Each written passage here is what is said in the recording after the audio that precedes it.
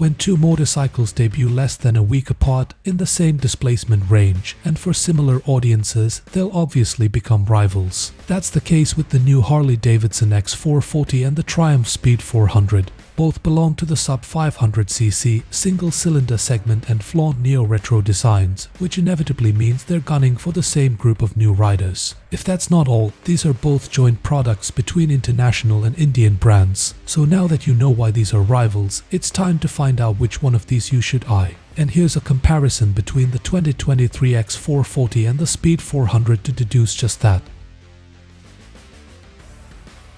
The no replacement for displacement goes for a toss here. The X440 displaces 42 cubic centimeters more, but it's the Speed 400 with a gigantic 12.5 horsepower advantage. Couple this with its lower curb weight, and you're looking at a better power-to-weight ratio too. Liquid cooling should also help manage summers better than the air and oil-cooled HD. But it's not all hunky-dory for the Speed. The X440 has a higher torque figure than the Triumph, which also kicks in a lot earlier from just 4,000 RPM. This, together with its lower peak horsepower delivery, will make the HD the more tractable motorcycle in the city. Heck, it might even edge ahead of the Speed 400 to 30 to 40 miles per hour, although only a proper test can corroborate that.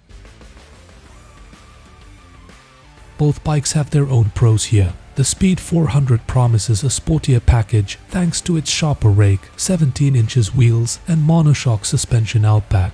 It also has a smaller wheelbase for swift handling shenanigans, whereas the X440 reels in the Triumph with its better braking setup, mildly more fuel tank capacity and a bigger front wheel. Add the latter to the higher rake and it should be more stable in a straight line. Meanwhile, a surprise advantage for the Triumph is its 15mm or 0.6 inches lower seat height, considering the X440 comes from a brand known for its low-slung bikes.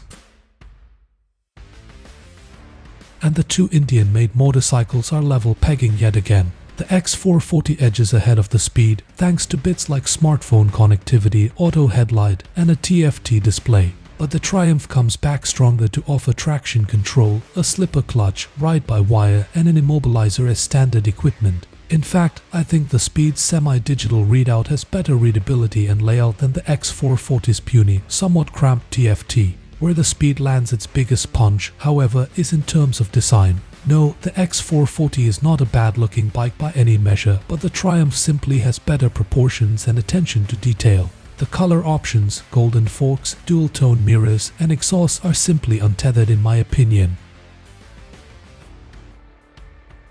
Last but not least, let's talk pricing. Harley-Davidson India has priced the top variant of the X440 at 269,000 Indian rupees, which is approximately $3,271, making it the cheapest Harley you can buy in the whole world. Triumph, on the other hand, announced an introductory price of 223,000 rupees for the first 10,000 customers of the Speed 400, which would have already disappeared considering the huge influx of bookings Triumph received for the Speed 400. So if you would like to place an order now, you'd be looking to pay the full price, which is 233,000 rupees, which is still a great price considering this is a premium motorcycle with a good set of features.